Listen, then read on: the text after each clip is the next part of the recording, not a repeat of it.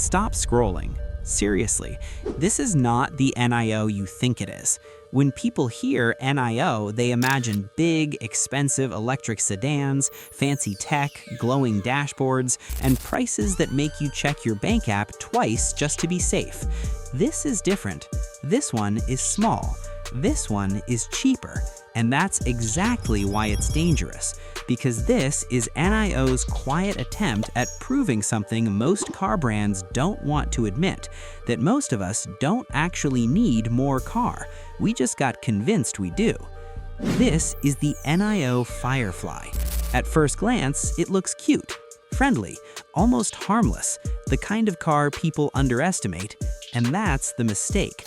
Because cars like this don't try to impress you in the first 5 seconds. They wait, they sneak up on you, and then suddenly you realize you're asking an uncomfortable question. Why does this make so much sense? Now let's be clear, this is not a supercar. It's not here to race Teslas at traffic lights. It's not here to dominate spec sheets or flex 0 to 100 numbers nobody uses in real life. And honestly, that's kind of the point, because most of the time your performance car is just sitting in traffic doing the same speed as a bus. Firefly exists for a very specific reason: urban life, tight streets, crowded cities, daily commutes, the kind of driving that makes big cars feel like a mistake after the third U-turn. This is built for people who care more about ease than ego, more about comfort than clout, and more about value than badges. And yes, I know, some people just unsubscribed after that sentence. It's okay. This car was never for them anyway. Let's talk about the exterior for a second. And no, I'm not going to read design language from a brochure. Look at it. The shape is simple, clean, almost playful. It doesn't scream for attention, but it also doesn't look cheap. That's a hard balance to get right. A lot of small cars either look like toys or punishment. This one looks intentional, like someone actually cared. The proportions make sense. Short overhangs, compact footprint. You can already tell this thing would be a dream in city parking. You know those spots where you see space but your car says nope? Yeah, this doesn't have that problem.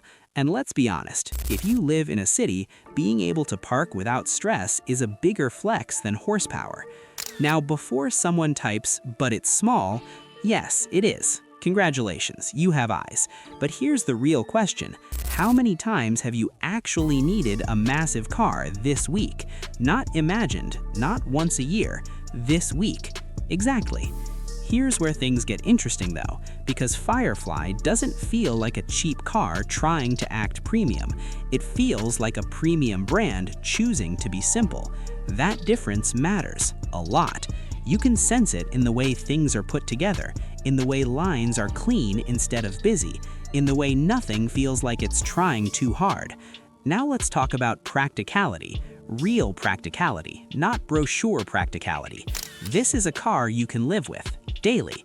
Groceries, work, short trips, city errands, school runs. It's built around normal life, not fantasy scenarios. And no, you're not towing a boat with it. But be honest, neither are you with your current car. Alright, now look inside. And this is where people usually change their mind. The interior is minimal, but not empty. Clean, but not boring. Everything is where it should be. No spaceship nonsense, no screens just for the sake of screens. And no, it doesn't feel like corners were cut, it feels like decisions were made. The screen is simple and readable. Controls are intuitive. You don't need a tutorial video just to turn on the AC, and that alone already puts it ahead of half the industry. There's something refreshing about sitting in a car that doesn't treat you like a beta tester. And here's a small but important detail: the seating position. You're not sitting on the car, and you're not falling into it either. It's comfortable, natural, the kind of thing you don't notice immediately, which is actually the compliment, because if you notice it, something's probably wrong. Space-wise, it does exactly what it promises. Front seats are comfortable, rear seats are usable. Not emergency-only usable, actual human usable. And yes, if you're 7 feet tall, this isn't your car. But again, neither is a Mini, or a Fiat, or most city cars. Physics still exists. Now pause for 1 second and answer this honestly in the comments. No explanations, no essays. Would you actually daily this? Yes or no? Just answer it, because your answer says more about you than the car. Here's the part that makes traditional brands nervous. Firefly doesn't try to be everything. It's not chasing Tesla. It's not trying to beat BMW at being BMW. It's doing something much smarter. It's asking, what if we just made the best possible small electric car without pretending it needs to be more? That mindset is dangerous, because once people experience this level of quality, this level of calm at this size, they start questioning why they were paying extra for things they never used. And once that thought enters your head, you can't unthink it. Now let's talk about price, because yes, that matters a lot. And no, I'm not dropping it early. If you're still watching, you already know why. Because price hits harder when you understand what you're getting. Firefly is positioned to undercut a lot of European city EVs while offering more tech, more polish, and honestly, less stress. Put this next to a Mini Electric or a BMW i3 and ask yourself, what are you really paying for over there? The badge, the heritage, or the monthly payment? And this is where the humor comes in, because if you've ever defended an overpriced car purchase by saying, but it feels solid, this car is quietly laughing at you. Respectfully, silently, with good build quality.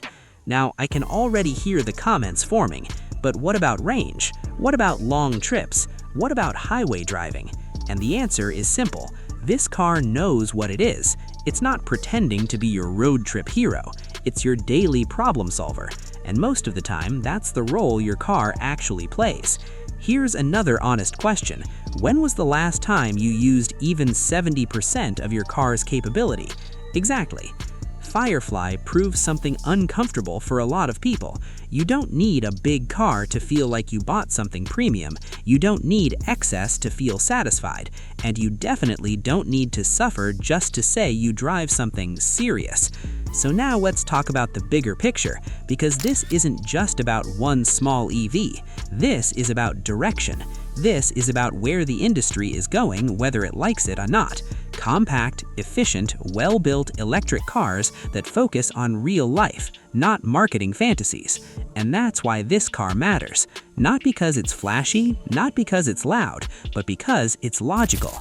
And logic is the scariest thing to legacy brands. So here's the final question, and I really want to see these comments. Is this the future of city cars, or is this just another Chinese experiment that won't last? Comment future or pass, no middle ground. Because if this works, and honestly, it probably will, the next one won't be this small. And when that happens, a lot of brands are going to pretend they always believed in this direction. And if you made it this far, you already know the truth. This car doesn't shout, it doesn't beg, it doesn't overpromise. It just quietly asks one question: why were we doing it the hard way for so long? See you all in the next one, Torque Atlas fam.